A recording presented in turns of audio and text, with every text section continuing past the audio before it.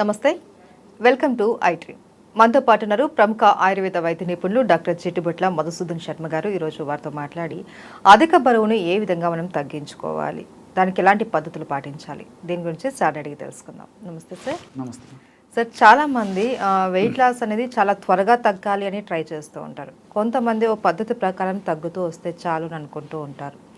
So ఈ weight loss అన్నది మనం ఏ విధంగా తగ్గించుకుంటే మంచిదంటారు? క్రమక్రమంగా తగ్గడం మంచిదమ్మా. వైద్య ప్రపంచం చెప్పేది కూడా ఏంటంటే సడన్గా తగ్గడం మంచిది కదమ్మా. పెరుగుట విరుగుట కొరకు అని చెప్పేసి మన పెద్దలు చెప్తుంటారు. అది మంచిది కదమ్మా. ఎందుకంటే మనం ఒక్కరోజు 2 రోజుల్లో 15 రోజుల్లో వెయిట్ పెరగలేదు. సో వెయిట్ క్రమక్రమంగా పెరిగాం కాబట్టి పెరిగిన వెయిట్ తగ్గాలంటే క్రమక్రమంగా తగ్గడం మంచిదమ్మా.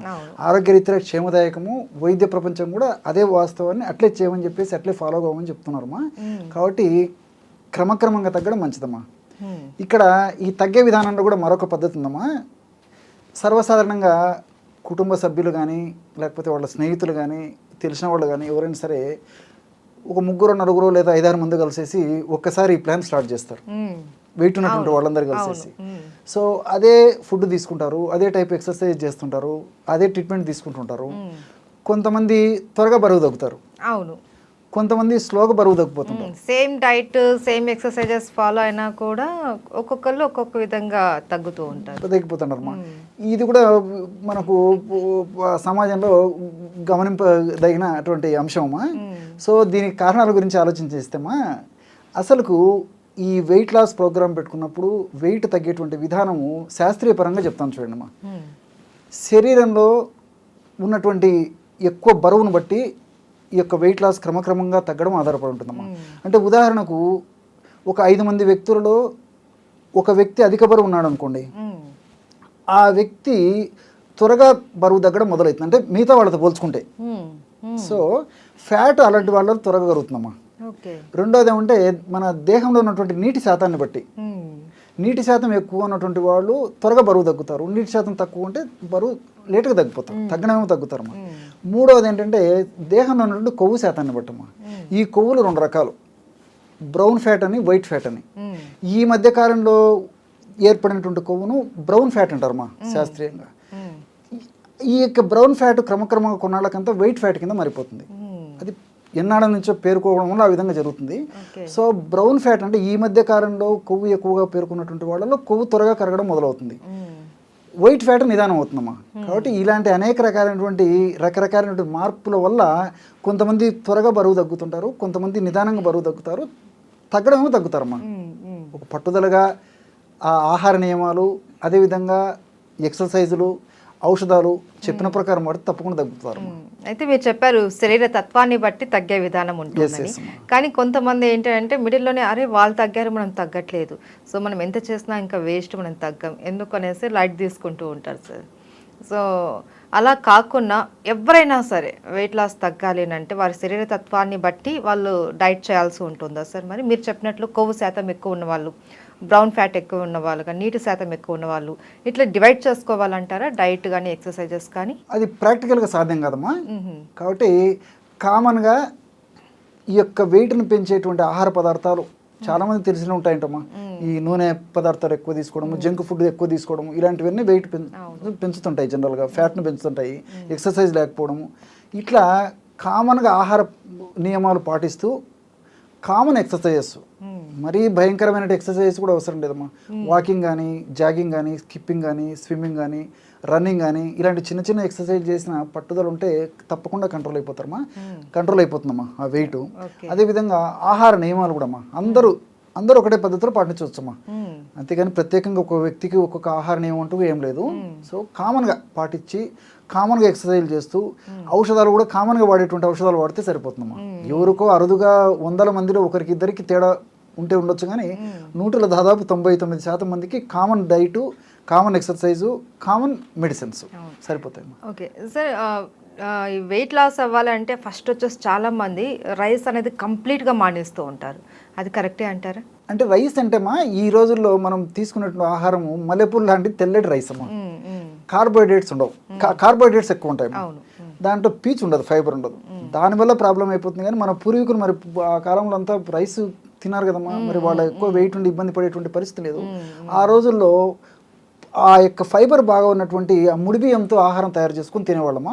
దానితోడు అఫ్కోర్స్ ఎక్సర్సైజెస్ ఇవి కూడా చేసేవాళ్ళు, వాళ్ళకి శారీరక శ్రమ కూడా ఉండేది. ఈ రోజుల్లో మనకు శారీరక శ్రమ లేదు, తెల్లటి మల్లెపూలు లాంటి బియ్యంతో అన్నం తయారు చేసుకుని తింటున్నాం కాబట్టి దీంట్లో ఫైబర్ లేకపోవడం వల్ల ఉన్నటువంటి కార్బోహైడ్రేట్స్ అంతా త్వరగా ఫ్యాట్ కింద మారిపోయి ఇబ్బందులు ఎదురవుతున్నాయమ్మా.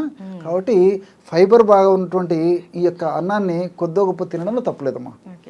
డైట్ విషయం ఓకే సార్, అందరూ ఒకే విధమైన డైట్ ఫాలో అవ్వచ్చు అని అన్నారు. కొంతమంది అంటే ఓవర్ ఎక్సర్సైజెస్ చేస్తూ ఉంటారు, త్వరగా నేను సన్నగా అయిపోవాలి అనేసి. అది శరీరం మీద ఎలాంటి ప్రభావం చూపిస్తుంది? తప్పకుండా చూపిస్తున్నామా. దానివల్ల హార్మోన్స్ డిస్టర్బ్ అవుతాయి, రక్త ప్రసరణలో చేంజెస్ వస్తాయి. ఒక్కొక్కసారి ఆ యొక్క ప్రభావము మెదడు మీద పనిచేసి మెదడుకు సంబంధించినటువంటి రుగ్మతలు వస్తాయి. కాబట్టి అతి సర్వత్ర వర్జయతమా. రిగరస్గా ఏది చేసినా అది శరీరానికి హాని చేస్తుంది. కాబట్టి మితం హితం, దేహతత్వానికి అనుసరించి వెయిట్ ఎంత ఉన్నాడు, వాళ్ళ శరీర ప్రకృతి ఏంటిది, ఎలాంటి ఎక్సర్సైజ్ అయితే అతనికి సహకరిస్తుంది, ఇలాంటివన్నీ దృష్టి ఉంచుకొని మితంగా ఎక్సర్సైజ్ చేస్తే బాగుంటుంది. కానీ అతిగా చేస్తే అది కూడా ఇబ్బందికరంగా తయారవుతుందమ్మా, అది కూడా మంచిది కదమ్మా. అయితే సార్ కొంతమంది ఫుడ్ అన్ని రకాలవి పక్కన పెట్టేసి ఈ ప్రోటీన్ పౌడర్ అనేసి లేకపోతే ఎక్కువ ప్రోటీన్కే ఇంపార్టెన్స్ ఇస్తూ ఉంటారు, మిగతావన్నీ కూడా అంతగా ఇంపార్టెన్స్ ఇవ్వరు, తీసుకోరు కూడా. ఓన్లీ ఒక ప్రోటీన్ సరిపోతుందా మన హెల్దీ లైఫ్కి? అది కూడా అవగాహన లోపంతమ్మా. కాబట్టి సమతుల ఆహారం మనకు అవసరమ్మా. సో కార్బోహైడ్రేట్స్ అవసరము, ప్రోటీన్స్ అవసరము, ఫ్యాట్ అవసరము, సూక్ష్మ పోషకాలు ఉంటాయమ్మా, ఈ విటమిన్స్ ఇలాంటివన్నీ, ఇవన్నీ మనిషికి అవసరమే. కానీ కార్బోహైడ్రేట్స్ తగ్గించేసేసి ప్రోటీన్స్ ఎక్కువగా వాడుకోవడం వల్ల వెయిట్ పెరగకుండా ఉంటారు, ఉన్నటువంటి వెయిట్ కూడా తగ్గించేటువంటి పరిస్థితి ఉంటుంది. కానీ కంప్లీట్గా మానేయడం మాత్రం మంచిది కదమ్మా. ఓకే. అయితే సార్ ఇప్పుడు సాధారణంగా చిట్టుబట్ల మధుసూదన్ శర్మ గారు అనగానే అందరూ వెయిట్ చేసేది మీ టిప్స్ కోసం. సో ఇప్పుడు వెయిట్ లాస్ హెల్తీగా అవ్వాలి అని అనుకుంటే మీరు ఇచ్చే టిప్ ఏంటి? ఒక 4 పదార్థాలమ్మా, చాలా ఈజీగా దొరుకుతాయమ్మా, తయారు చేసుకోవడం సులువు, వాడుకోవడం సులువు, వీటి కూడా త్వరగా తగ్గేటువంటి పరిస్థితి ఏర్పడుతుందమ్మా, ఎలాంటి సైడ్ ఎఫెక్ట్స్ ఉండవు. కరక్కాయల యొక్క చూర్ణం ఒక 100 గ్రామ్స్ తీసుకోవాలమ్మా. అట్లే వామును వేయించి చేసినటువంటి చూర్ణం ఒక 50 గ్రామ్స్ తీసుకోవాలి. శొంఠి పొడి ఒక 25 గ్రామ్స్, సైంధవరణం 25 గ్రామ్స్, కరక్కాయ చూర్ణం 100 గ్రాములు, వామును వేయించి చేసినటువంటి చూర్ణము ఒక 50 గ్రాములు, శొంఠి పొడి 25 గ్రాములు, సైంధవరణం పొడి 25 గ్రాములు, అన్నీ మనకు దొరుకుతాయి. మొత్తము ఈ యొక్క పదార్థం అంతా కలిపి 200 గ్రామ్స్ అయిపోతుందమ్మా. అంతా కలిపేసి ఒక గాజు సీసాలు నిల్వ ఉంచుకొని రోజు ఉదయం ఆహారం తర్వాత అట్టే రాత్రి ఆహారం తర్వాత ½ టీ స్పూన్ అంటే 2.5 గ్రాము ఉదయము, 2.5 గ్రాము రాత్రి ఆహారం తర్వాత ఒక కప్పు లేదా ఒక 100 ml గోరువెచ్చని నీళ్ళలో కలిపి సేవిస్తుండాలమ్మా. ఈ విధంగా సేవిస్తే చాలా త్వరగా వెయిట్ లాస్ కావడం జరుగుతుంది. రెండోది ఏంటంటే ఈ నేను చెప్పినటువంటి ప్రమాణంలో తయారు చేసుకున్నటువంటి ఔషధము ఇంచుమించు ఒక 40 రోజులు వస్తుందమ్మా. 200 గ్రామ్స్ కదా, తక్కువ ఖర్చు కూడా, చాలా తక్కువ ఖర్చు. వేలాది రూపాయలు, కొంతమంది లక్షాది రూపాయలు ఖర్చు పెట్టడానికి వెనకాడరు. కానీ చాలా సింపుల్ ఏమిడమ్మా, ఇది రీసెర్చ్లో పరిశోధనలో కూడా ప్రూవ్ అయినటువంటి ఫార్ములా అమ్మా. ఇది ఈ యొక్క 4 ఔషధాలు కూడా వెయిట్ లాస్ అయ్యేందుకు చాలా చక్కగా సహకరిస్తాయమ్మా. సో అందరికీ దొరుకుతాయి, సైడ్ ఎఫెక్ట్స్ ఉండవు, సైడ్ బెనిఫిట్స్ ఉంటాయి. కాబట్టి వెయిట్ లాస్ ఉన్నటువంటి వాళ్ళు ఆహార నియమాలు పాటిస్తూ ఎక్సర్సైజ్ చేస్తూ నేను చెప్పినటువంటి ఈ యొక్క మెడిసిన్ ఆహార ఔషధం వాడితే చక్కటి తప్పని ప్రయోజనం ఖచ్చితంగా కలుగుతుందమ్మా. ఓకే. సో మీరు చెప్పే టిప్స్ అన్నీ కూడా సార్ చాలామంది ఫాలో అయ్యి చాలా బెనిఫిట్స్ కూడా పొందామనేసి మనకు చెప్తూ ఉంటారు సార్. సో మీరు ఇలాగే మాకు ఎప్పుడు రెగ్యులర్గా మంచి మంచి హెల్త్ టిప్స్ అవి అందిస్తూ ఉండాలని కోరుకుంటున్నాం. Thank you so much. Okay, తప్పకుండా.